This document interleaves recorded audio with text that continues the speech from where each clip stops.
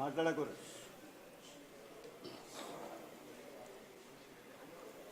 రాష్ట్ర అధ్యక్షులు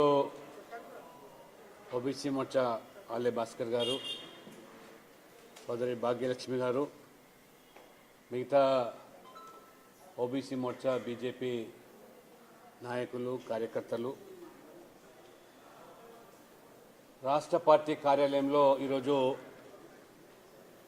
సావిత్రిబాయి పులే జయంతి ఉత్సవాలు దేశవ్యాప్తంగా నిర్వహిస్తున్న సందర్భంగా హైదరాబాద్లో కూడా కార్యాలయంలో వారికి ఘనమైన నివాళులు అర్పించి, వారు మహిళల యొక్క సశక్తీకరణ కోసం ఆనాడే నిరక్షరాస్యులు అయినప్పటికీ కూడా జ్యోతిబా పులేను చిన్న వయసులోనే పెళ్లి చేసుకుని, జ్యోతిబా పులే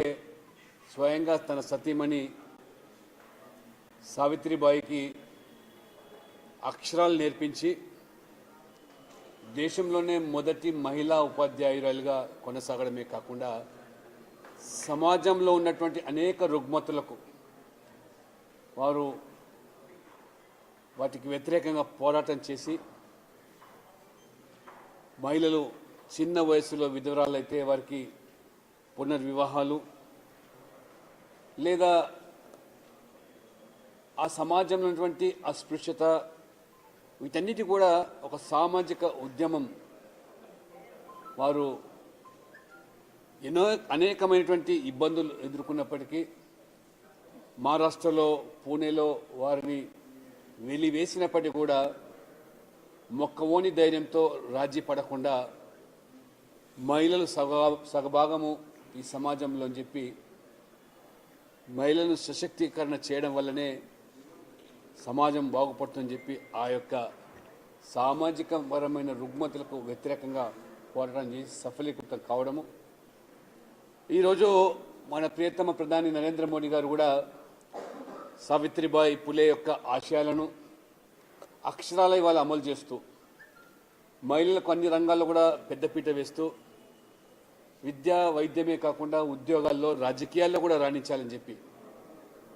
ఇవాళ స్వయం సహాయక బృందాల ద్వారా కొనసాగుతున్న మహిళలకు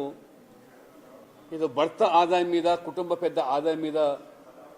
ఆధారపడకుండా మహిళలు తమ కాళ్ళ మీద తనం నిలబడి ఆర్థికంగా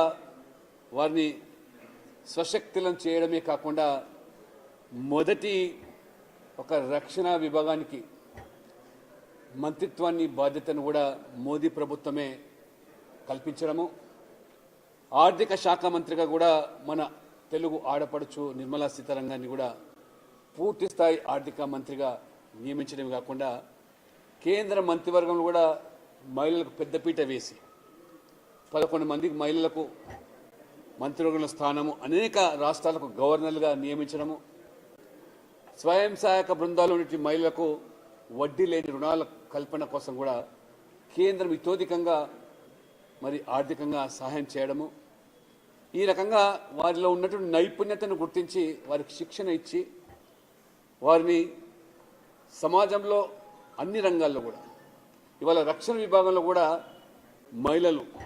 ఏ రకంగా ఇవాళ మరి అనేక యుద్ధ విమానాలు కూడా నడిపే స్థాయికి, అంతరిక్షంలోకి వెళ్ళే స్థాయికి మహిళలు రాణిస్తూ ఉంటే ఇవాళ మనం గర్వపడాలి. ముఖ్యంగా మోదీ గారు మహిళలకు ఏదైతే సమాజంలో ముస్లిం మహిళలకు ఒక రుగ్మతగా కొనసాగినటువంటి ఆ త్రిబుల్ తలాక్ చట్టాన్ని రాజకీయ కోణంలో కాకుండా మానవీయ కోణంలో రద్దు చేసి, అనేకమైనటువంటి ముస్లిం మత సంస్థలు విభేదించినప్పటికీ కూడా మహిళలకు వారికి భద్రత కల్పించాలి సామాజిక అనే ఆలోచనతో త్రిబుల్ తలాక్ చట్టాన్ని రద్దు చేయడము, అనేక రాష్ట్రాల్లో బీజేపీ పాలిత రాష్ట్రాల్లో స్థానిక సంస్థల్లో 50% మహిళలకు రాజకీయంగా ఎదిగేదానికి రిజర్వేషన్లు కల్పించడమే కాకుండా చట్టసభల్లో కూడా మహిళలు రావాలి. ఈ ప్రపంచంలో ఉన్నటువంటి అగ్ర దేశాల సైతం కూడా సాధ్యం కాని పని మహిళా అధ్యక్షురాలుగా సోనియా గాంధీ కొనసాగినప్పటికీ కూడా చట్టసభలో మహిళలకు రిజర్వేషన్ కల్పిస్తామని చెప్పడం మాట వరుసకేం తప్పితే ఆ యొక్క యూపీఏ 10 సంవత్సరాల హయాంలో వారి భాగస్వామ్య పక్షాలు విభేదించే పార్లమెంట్లో బిల్లు వీగిపోవడము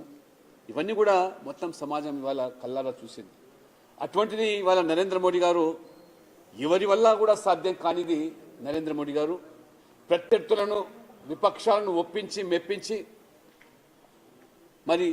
ఏ రకంగా లోక్సభలో రాజ్యసభలో